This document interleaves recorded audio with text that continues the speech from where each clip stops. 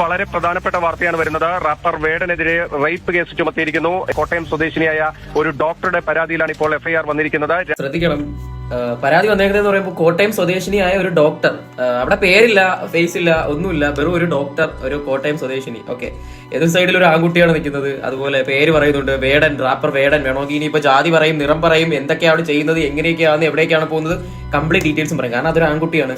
ഇവിടെ ഒരു കോട്ടയം സ്വദേശിനിയായ ഒരു ഡോക്ടർ സംസാരിച്ചുകൊണ്ടിരിക്കുന്ന സമയത്ത് തന്റെ അനുമതിയില്ലാതെ തന്നെ ചുംബിച്ചു എന്നുള്ളതാണ് ഈ യുവതി പരാതിയിൽ പറയുന്നത്. അതിനുശേഷം അതൊരു ബലാത്സംഗത്തിലേക്ക് പോയി. തുടർന്ന് 3 ദിവസം തന്നോടൊപ്പം അന്ന് വേടൻ അവിടെ താമസിച്ചു. എനിക്കതാണ് മനസ്സിലാവാതെ. അനുമതിയില്ലാതെ ചുംബിച്ചു, ഓക്കെ, അത് തെറ്റാണ്. അത് കഴിഞ്ഞ് ബലാത്സംഗത്തിലോട്ട് പോയി, അതും തെറ്റാണ്. അത് കഴിഞ്ഞിട്ട് അന്നത്തെ ദിവസം 3 ദിവസം അവിടെ വേടനുമായിട്ട് താമസിച്ചെന്നാണ് പറയുന്നത്. അപ്പോഴും ചിന്തിക്കാനുള്ള ബുദ്ധിയില്ല എന്ന് പറയുമ്പോൾ അതൊരു ബലാത്സംഗം ആണെന്നല്ലേ പറയുന്നത്. അപ്പൊ തന്നെ അത് പരാതി, കേസ്, കാര്യങ്ങളൊന്നും കൊടുത്തിട്ടില്ല.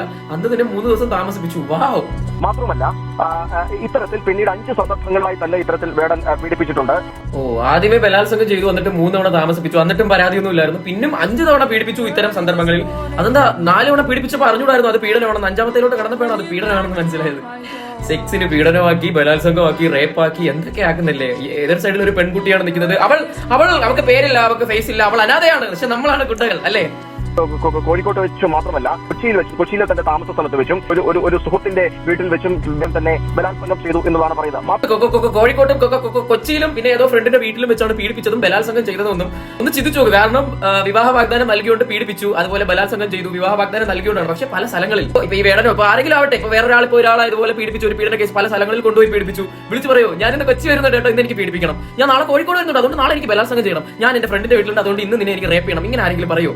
രണ്ടുപേരുടെയും സമ്മതത്തോട് കൂടി ചെയ്യുന്ന കാര്യം ലാസ്റ്റ് എന്തെങ്കിലും ഒരു ഇഷ്യൂ വന്നാലും അതെല്ലാം നമ്മുടെ മണ്ടയ്ക്ക്, ആമ്പിളരുടെ മണ്ടയ്ക്ക്. എനിക്ക് 21 വയസ്സുള്ളൂ, എന്നാലും ഞാൻ പറയുവാണ്, ഇപ്പൊ 2 പേരുടെ സമ്മതപ്രകാരം നടക്കുന്ന ഒരു കാര്യം. അതിലിപ്പോൾ ആ ഒരു പെൺകുട്ടിക്ക് എന്തെങ്കിലും മൂഡ് സ്വിങ്സ് ഒന്നും അവളോട് കേസ് കൊടുത്താലും അവർക്ക് അവിടെ ഒന്നും നഷ്ടപ്പെടാനില്ല. അവളുടെ പേര് വരത്തില്ല, സ്ഥലം വരത്തില്ല, ഒന്നും വരത്തില്ല, വെറും ഒരു സ്ത്രീ എന്ന് മാത്രം പറയും. പക്ഷെ നേരെ മറിച്ച് ആൺകുട്ടിക്ക് എങ്ങനെയാണ് വരുന്നത്? അപ്പൊ എവിടെ നിന്നാണ്, അവന്റെ പേരെന്താണ്, അവന്റെ നിറം എന്താണ്, അവന്റെ ജാതി ഏതാണ്, അവന്റെ കുടുംബക്കാരേതാണ്, എല്ലാവരും. അവൻ പീഡനവീരനായി, അവൻ ബലാത്സംഗം ചെയ്യുന്നവനായി, അവൻ റേപ്പിസ്റ്റായി, എന്തൊക്കെ പേരിലായിരിക്കും അറിയപ്പെടുന്നത്. നാളെ അവൻ നിരപരാധിയാണെന്ന് പറഞ്ഞ് പുറത്തിറങ്ങിയാൽ ഈ പേരെല്ലാം മാഞ്ഞു പോകുന്നതാണ് വിചാരിക്കുന്നത്. ഒരിക്കലും ഇല്ല.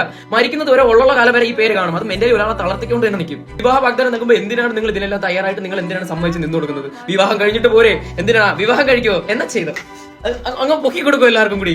അങ്ങനെ പീഡനം ബലാത്സംഗമായിട്ട് തോന്നുന്നെങ്കിൽ നിങ്ങൾ ആദ്യമേ കൊണ്ട് കേസ് കൊടു. എന്തിനാണ് നിങ്ങൾ ഇത് ഇത്രയും കഴിഞ്ഞിട്ട് 5ാമത്തെ തവണ ചെയ്തപ്പോഴാണോ പീഡനമായെന്ന് മനസ്സിലായത്? സൂചി അനങ്ങാതെ നിൽക്കാതെ നൂല് കയറത്തില്ല. സൂചി അനങ്ങാതെ നിന്നാലേ നൂല് കയറത്തുള്ളൂ. 2 കൈ കൂട്ടിയിടിച്ചാലേ സൗണ്ട് കേൾക്കത്തുള്ളൂ, അല്ലാതെ ഒരു കയ്യിൽ സൗണ്ട് കേൾക്കത്തില്ല. വേടനെ സപ്പോർട്ട് ചെയ്യാനോ അല്ലെങ്കിൽ ആ പേരില്ലാത്ത ആ സ്ത്രീനെ സപ്പോർട്ട് ചെയ്യാനോ വേണ്ടി വന്നല്ല. ഞാനൊരു ആണിനെ പോലെ സംസാരിക്കാൻ വേണ്ടി വന്നതാണ്. നിങ്ങളെ വിശ്വസിച്ച് നിങ്ങളുടെ മ്യൂച്വൽ അണ്ടർസ്റ്റാൻഡിംഗിൽ നിങ്ങളുടെ സ്വകാര്യ നിമിഷത്തിൽ നിങ്ങളുടെ സമ്മതപ്രകാരം മാത്രം നടക്കുന്ന ഒരു കാര്യം അത് നാളെ പീഡനമായി, മറ്റൊന്ന് ബലാത്സംഗമായി. വാവ്.